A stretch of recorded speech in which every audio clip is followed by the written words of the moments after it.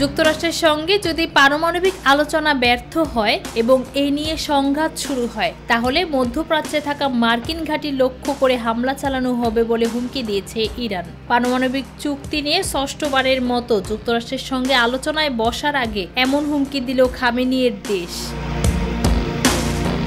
সাপ্তাহিক প্রেস ব্রিফিংয়ে ইরানি মন্ত্রী বলেন, যদি আলোচনা ফলপ্রসূ না হয় তাহলে যুক্তরাষ্ট্রের কিছু কর্মকর্তা সংঘাতের হুমকি দিচ্ছেন। যদি কোনো সংঘাত আমাদের উপর চাপিয়ে দেওয়া হয় তাহলে আমাদের সীমায় থাকা সব মার্কিন ঘাঁটিতে সাহসিকতার সঙ্গে হামলা চালানো হবে। যুক্তরাষ্ট্রের প্রেসিডেন্ট ডোনাল্ড ট্রাম্প হুমকি দিয়েছেন, ইরান যদি পারমাণবিক চুক্তি না করে তাহলে তিনি দেশটিতে বোমা বর্ষণের নির্দেশ দেবেন। ট্রাম্প এক সাক্ষাৎকারে জানিয়েছেন তার মনে হচ্ছে ইরানের সঙ্গে চুক্তি হবে না। তিনি দাবি করেন, ইরান চুক্তির জন্য আগে আগ্রহ দেখালেও এখন তারা কঠোর হয়ে গেছে। যুক্তরাষ্ট্র ও ইরানের মধ্যে পরবর্তী যে আলোচনা হবে সেখানে ইরান চুক্তির একটি প্রস্তাব হস্তান্তর করবে। এর আগে যুক্তরাষ্ট্র একটি প্রস্তাব দিয়েছিল। প্রতিক্রিয়ায় ইরান বলেছিল এটি তাদের পক্ষে মানা সম্ভব নয়।